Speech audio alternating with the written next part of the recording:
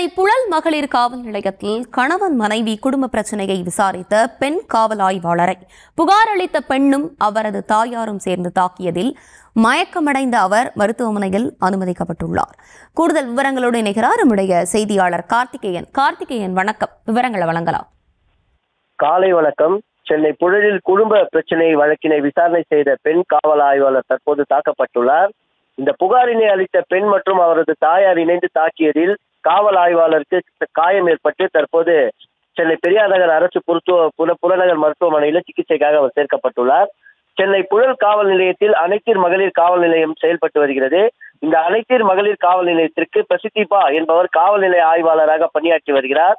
இந்த நிலையில சென்னை கொளத்தூர் கடப்பா ரோடு ஜானகிராமன் பகுதியைச் சேர்ந்த வருண் என்பவருக்கும் மற்றும் சென்னை வடபழனி சாலிகிராமம் பகுதியைச் சேர்ந்த யுஎஸ்டி என்ற பெண்ணுக்கும் கடந்த வருடம் திருமணம் நடந்தது.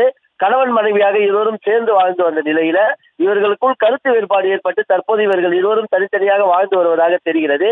இந்த நிலையில் கணவர் வருண் தொடர்ந்து தன்னுடன் சேர்ந்து வாழ வருமாறு மனைவி யுவஸ்ரீக்கு அடிக்கடி போனில் மிரட்டல் விடுத்து வருவதாக சென்னை புழல் அனைத்து மகளிர் காவல் நிலையத்தில் பாதிக்கப்பட்ட அந்த யுவஸ்ரீ என்ற பெண் புகார் ஒன்றினை அளித்தார்.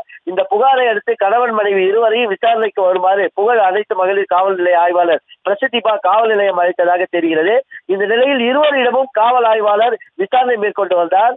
இந்த நிலையில் கணவன் மனைவி இருவருக்கும் வாக்குவாதம் ஏற்பட்ட நிலையில் ஒரு கட்டத்தில் யுவஸ்ரீ கணவர் வருணை காவல் நிலையத்திலேயே காவல் ஆய்வாளர் முன்பு தகாத வார்த்தைகள் பேசி தாக்கியதாக தெரிகிறது. இதனைத் தொடர்ந்து காவல் ஆய்வாளர் பிரசித்திபா புகார்தாரர் யுவஸ்ரீயை கண்டித்ததோடு காவல் நிலையத்தில் இவ்வாறு அநாகரிகமாக நடந்து கொள்ளக்கூடாது என எச்சரிக்கை விடுத்ததாக தெரிகிறது.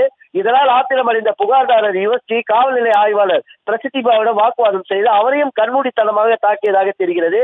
இதில் நிலை குறைந்து போன காவல் ஆய்வாளர் பிரசித்திபா மயக்கமடைந்து கீழே விழுந்தவுடன் அவரை சக காவலர்கள் மீட்டு அவசர ஆம்புலன்ஸ் உதவியுடன் சென்னை பெரியார் நகர் அரசு புறநகர் மருத்துவமனைக்கு அனுப்பி வைத்து தற்போது இது குறித்து வழக்கு பதிவு செய்து விசாரணை மேற்கொண்டு வருகின்றனர். விவரங்களை வழங்கியமைக்கு நன்றி கார்த்திகேயன்.